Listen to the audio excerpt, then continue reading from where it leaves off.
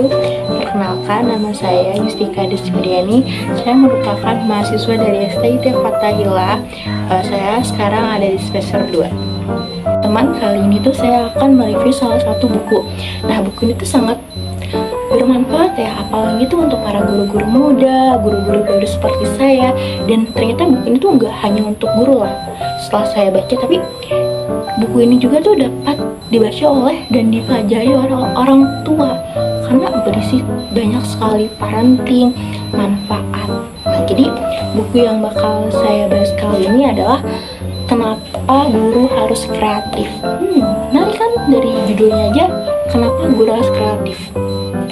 Nah, bukunya tuh dikarang oleh Adi Yuda Asfadiar dan diterbitkan oleh penerbitnya tuh Mizan, dan diterbitkannya tuh pada bulan Januari 2009. Buku itu pokoknya banyak banget asas-asasnya. Oke, kalau misalnya kalian pengen tahu, tonton video ini sampai habis ya. Oke teman-teman, jadi di buku itu setelah saya rangkum terdapat 7 poin penting yang dapat dipraktikkan oleh guru-guru dan bisa juga oleh orang tua. Jadi kita bahas satu persatu. Yang pertama, bagaimana sih menjadi guru yang kreatif dan dicintai oleh anak-anak? Oke, kita lihat dulu pada dasarnya.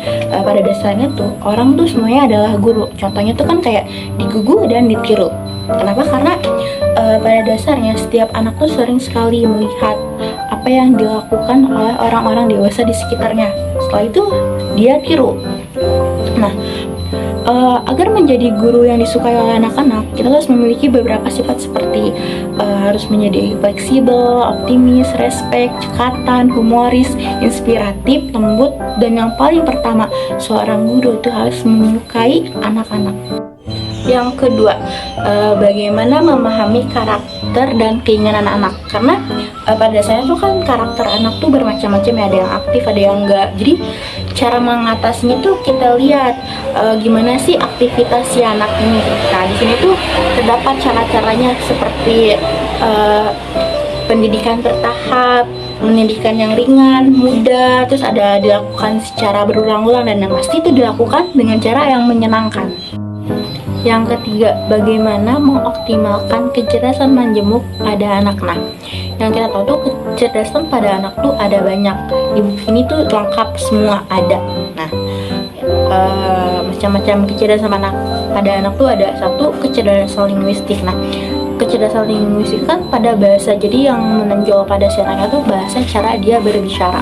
Yang kedua tuh ada kecerdasan logika matematika, jadi cenderung ke lebih si anak bakal seneng ke rumus-rumus dan pola-pola abstrak. Nah, yang ketiga tuh ada kecerdasan gerak, kecerdasan yang menonjol dalam hal ini yaitu disebut dengan body smart. Nah, yang keempat, bagaimana cara memahami kreativitas pada anak. Jadi di buku ini terdapat 2 cara, yaitu yang pertama, pahami dulu dunia anak, seperti kayak dia kan kesenangan menirunya, dilihat tuh dia senang tuh niru-niru apa. Terus kedua tuh kekreatifannya, terus fungsi dan manfaat bermain bagi anak. Nah, terus jadilah teladan bagi anak. Terus jangan mencela atau memarahi murid bila melakukan kesalahan. Terus yang kedua tuh caranya bisa bergaul bersama anak, kayak libatkan anak dalam segala hal. Terus kayak membuat hastakarya, bermain di halaman sambil memasak, pembelajaran yang seru-seru seperti itu, kayak bermain peran, dan yang paling utama yaitu jadilah sahabat bagi mereka.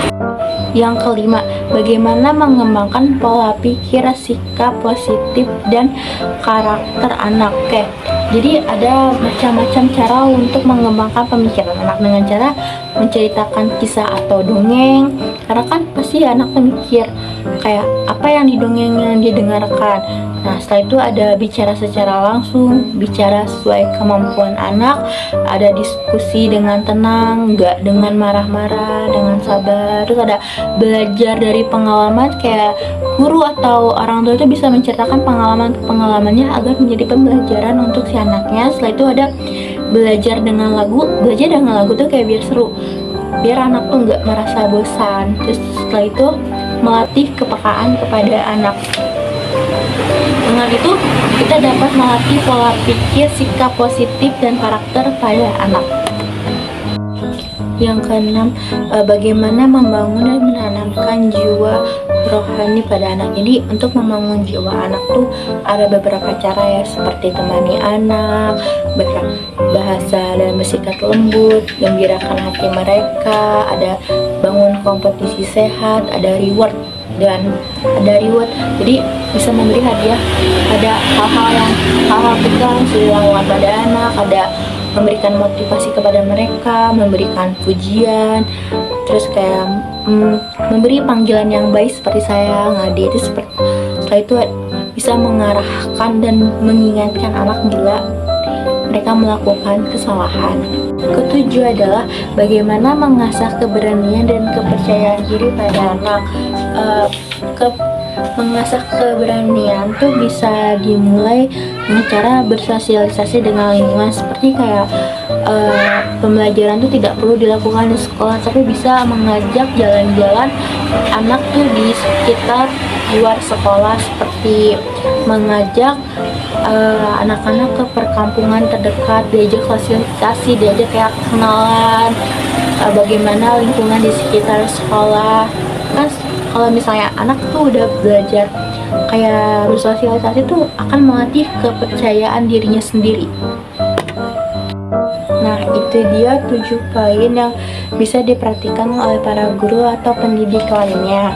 Kesimpulan dari buku ini yaitu buku ini cocok untuk meningkatkan kreativitas dan dalam mendidik dan mengajar anak. Buku ini juga penting untuk meningkatkan kekreatifan dan inspiratif, dan dapat membangun jiwa motivasi bagi guru dan pendidik lainnya. Sekian video review buku dari saya, buku tentang kenapa guru harus kreatif. Mohon maaf bila ada kesalahan dan penjelasannya berbelit. Sekian dari saya. Wassalamualaikum warahmatullahi wabarakatuh.